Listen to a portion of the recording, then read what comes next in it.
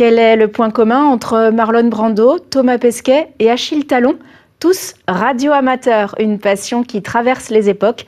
Hier, les radioamateurs des Hauts-de-France s'étaient donné rendez-vous à Carlepont dans l'Oise, plongés dans leur univers avec Camille Di Crescenzo et Jean-Louis Crossi.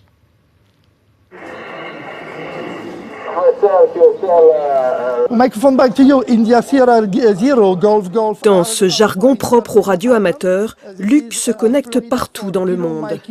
C'est un jargon qui s'appelle le code Q, c'est une langue universelle qui servait déjà aux morses, puisque au lieu de dire à quelqu'un veuillez agréer monsieur en l'assurance de ma considération distinguée, eh ben on lui disait 73, 73.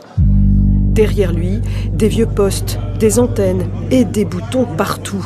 Un monde à part, mais loin d'être dépassé. On a des réseaux numériques, on a des passerelles qui nous permettent d'étudier la propagation solaire pour faire rebondir les ondes dessus. On a de la communication satellite aussi, et on a aussi beaucoup d'expéditions, des gens qui partent à l'autre bout du monde pour activer des zones où c'est vraiment très peu utilisé. Des ondes radio jusqu'à l'espace. AMSAT francophone suit en direct les satellites radioamateurs. Grâce à eux, l'association facilite le travail des universitaires. Alors ici, j'ai un simulateur de nanosatellites en taille réelle. C'est des satellites comme ça qui servent à étudier le climat, récupérer les données, transmettre les données par des moyens radioamateurs pour les chercheurs, pour qu'ils puissent, avec leurs étudiants, étudier les données qui auront été mesurées par ces satellites.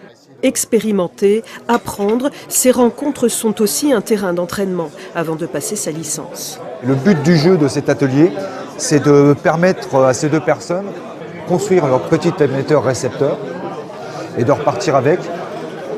Et s'ils sont autorisés, de pouvoir par la suite émettre et faire des essais à de très petites puissances.